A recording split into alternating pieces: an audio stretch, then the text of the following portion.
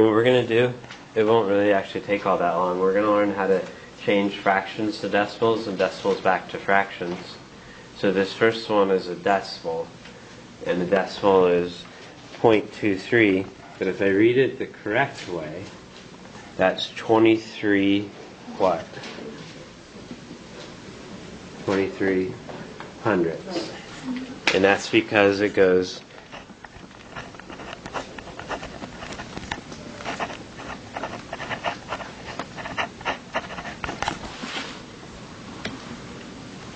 tenths, hundredths. And by saying 23 hundredths, you're done. If you read it, you've already got the fraction. 23 hundredths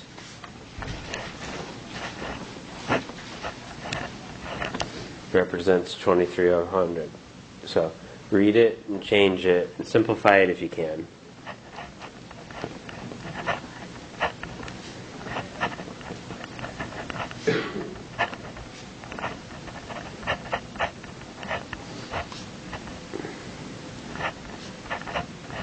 Does that one in particular simplify?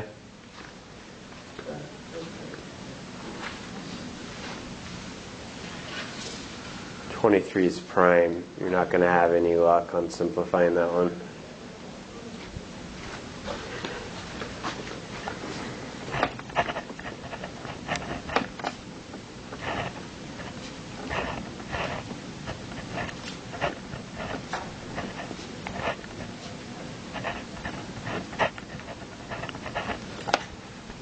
So if I read it as 0.005, I'm not going to be able to change it very easily.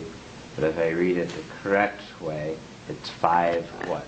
Thousandths. It's 5 thousandths. And that's because it goes tenths, hundredths, thousandths. And in this case, 5 thousandths does reduce because they're both divisible by 5.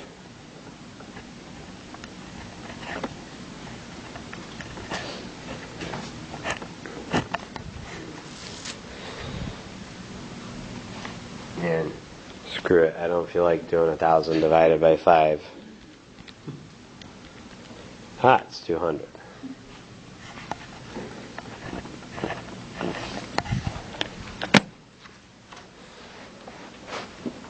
Questions on that one? So, in the start of chapter 4, when they were writing out the place value names, tenths, hundredths, thousandths, they're really giving you the denominators for these. And next thing I'm going to do is example 2.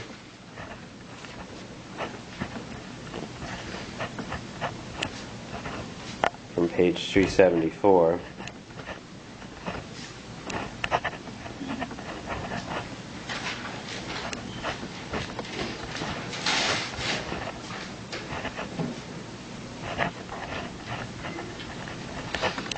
Change 4/5 to decimal. And the reason I'm going to do the examples from the book figures ways to do them without a calculator. Okay. In this case, the book builds it to have a denominator of 10 so that it's one of the tenths, hundredths, thousandths that we had. You can entirely ignore the reading in this section because I want you to just use a calculator. And the way that I'm going to do this with the calculator, first of all, let me make a note.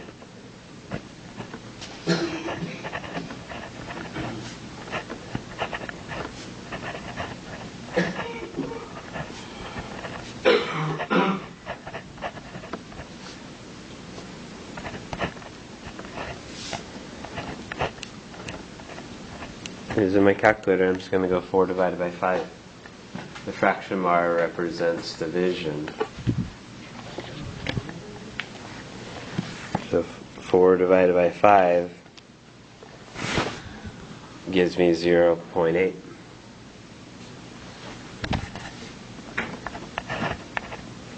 And I'm not saying that it's a bad idea to read the chapter. Right? They show you all sorts of ways, good representations of division and building, but all I need from you is knowing how to enter that in your calculator. 4 divided by 5 is 0.8, or 8 tenths. And so the book built it to be out of tenths by times 2 and times 2, and they got 8 tenths as well. Questions on that one? Example 3 wants us to change a mixed number.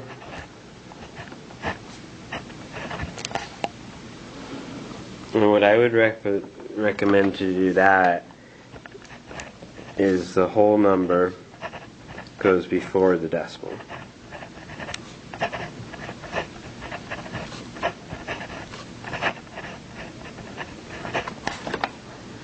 And then how do I find the decimal? What do I type in here? 7 divided by 16? 7 divided by 16. Divided by 7.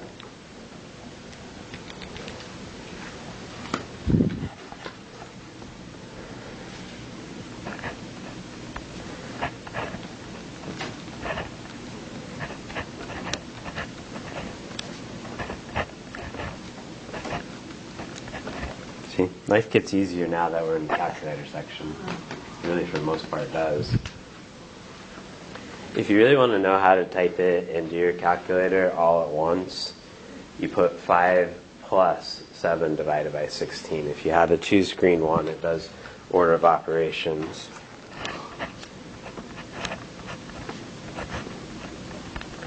Because the 5 is the extra piece. So if I type in 5 plus 7 divided by 16, it gives me that exact same answer. Questions on that?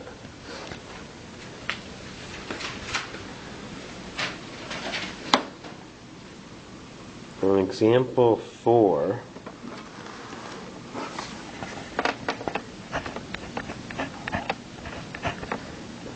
they want us to change 5/12 into a decimal.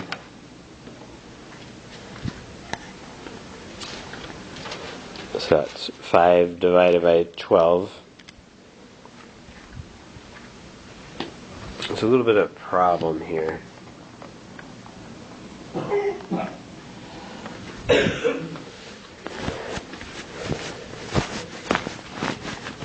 So the 6s. Mm-hmm. Why is the last one a 7?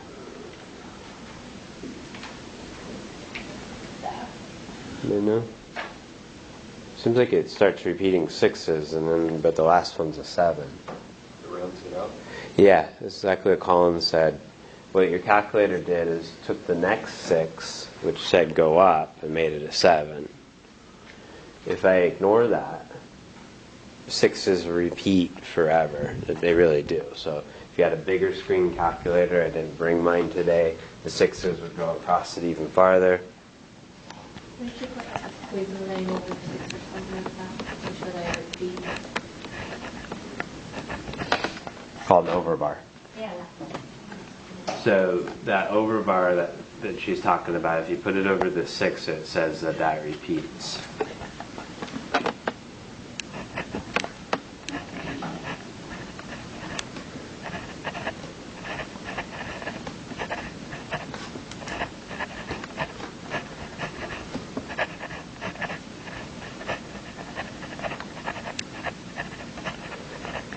So other than knowing that you divide to change it on your calculator, what Anna's showing us there is really the main skill in this chapter, is when you get those repetitions, put an overbar over them.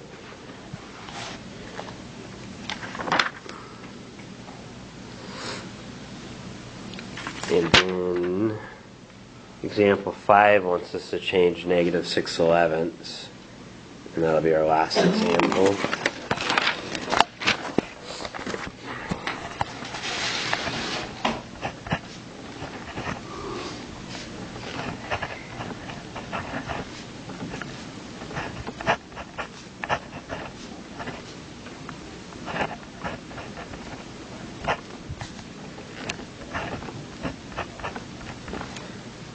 So same thing, 6 divided by 11.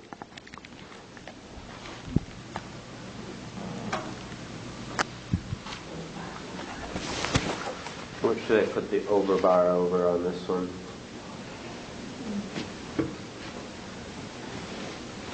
or is there any repetition?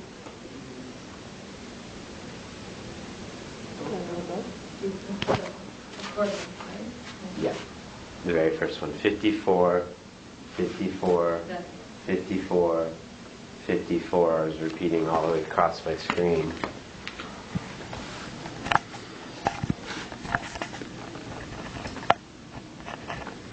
So you can place it over both to show that they're both repeating as a pair. Questions on that?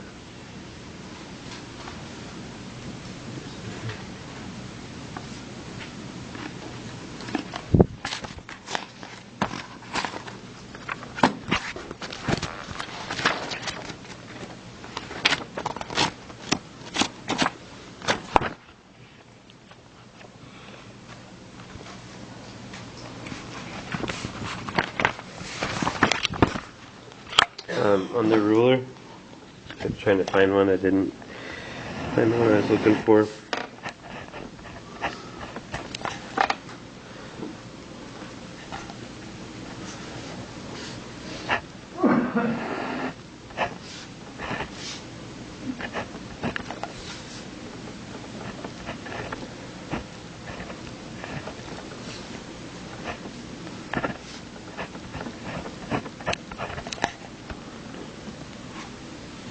If you're trying to compare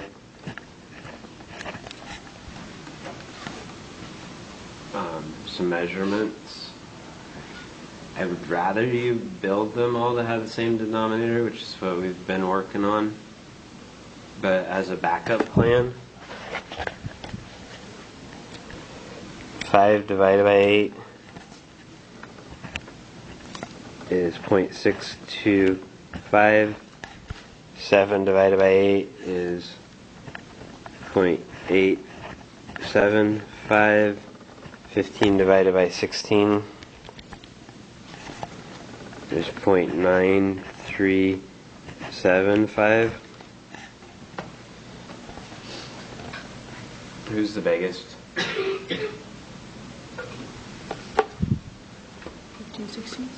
15 sixteenths is the biggest because the 9 in the 10th place is bigger than the 8 in the 10th place, which is bigger than the 6 in the 10th place. Do you remember doing those where I had you write up the different measurements from smallest to largest? Okay. I would rather you do it like we were with common denominator, but here's a backup plan if you happen to have a calculator available.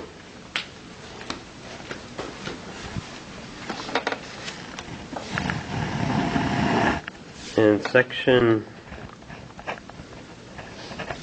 4.6 is next. And it's about square roots.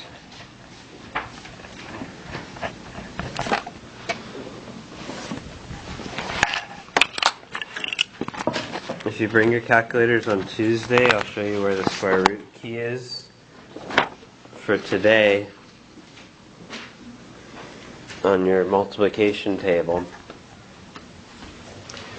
the one that I've been giving you have kind of a highlighted diagonal, and that highlighted diagonal are special. They're called perfect squares.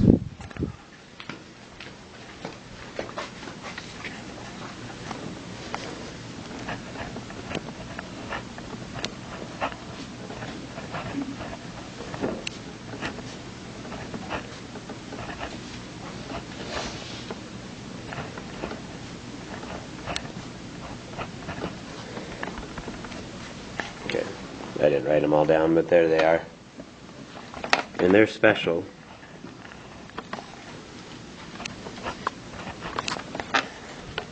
So I put this new little symbol over one of them. It's read the square root of 49.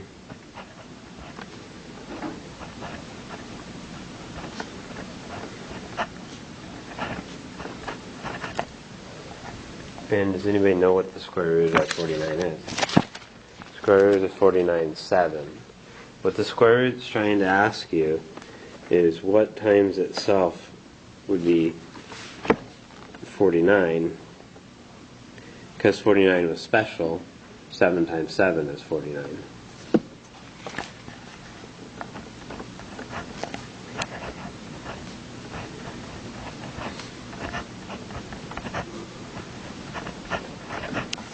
How about the square root of 100?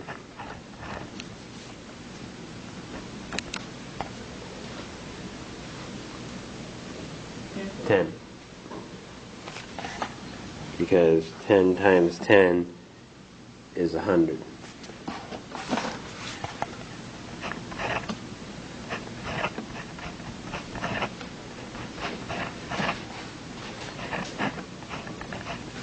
On Tuesday, I'll show you how to find the square root of 17. It's not on our list. And we're not going to be using a slide rule. I'll show you how to put it on the calculator. But I'll wait until Tuesday so more of you have them. But it's just a little key on your calculator that you hit for 17. So all the ones on your homework are on this list of perfect squares. And I want to show you some that are similar to your homework, and then we'll do a group activity here in a couple minutes. So I'm going to flip this. Can you have it?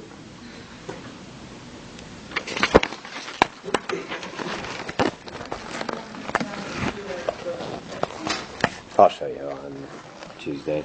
Or when you're doing your group activity, just ask me and I'll show you.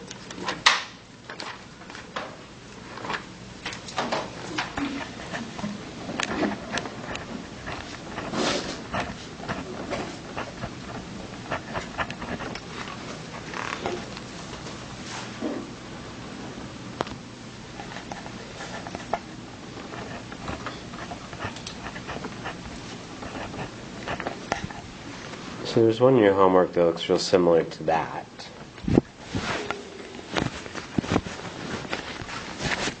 And the idea is, those are both on that list. What's the square root of 49? 9. So, trickier one. What's 7. 7, yep. What's the square root of 1? 1. So you take the square roots first.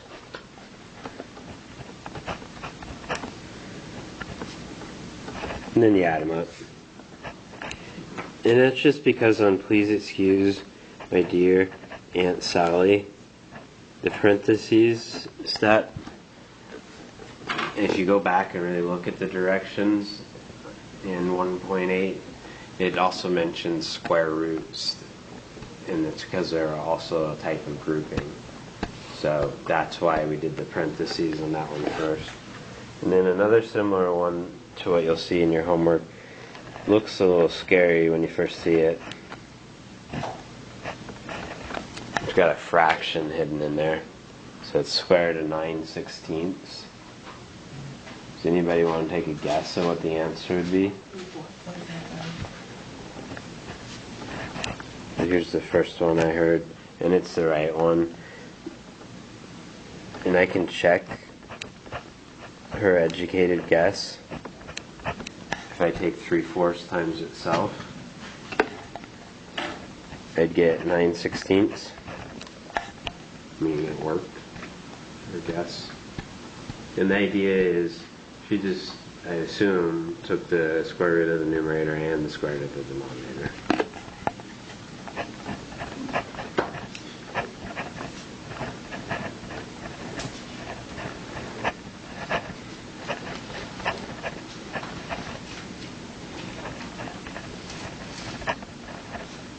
And one last example, and then you're on to the group activity.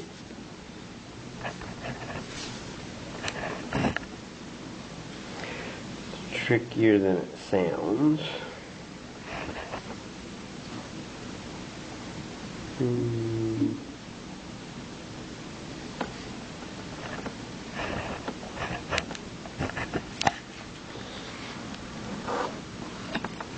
Square root of 9/100. So I get two common guesses. The first guess is 0.03. So let's try that one. So if I multiply it by itself, I should work out.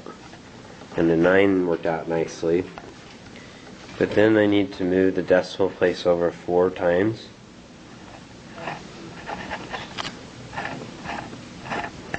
Yeah, Janine's saying it's a little too much. Do we have another guess?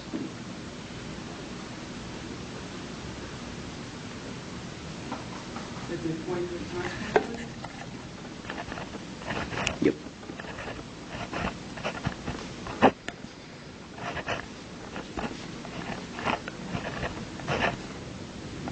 It's 0.3.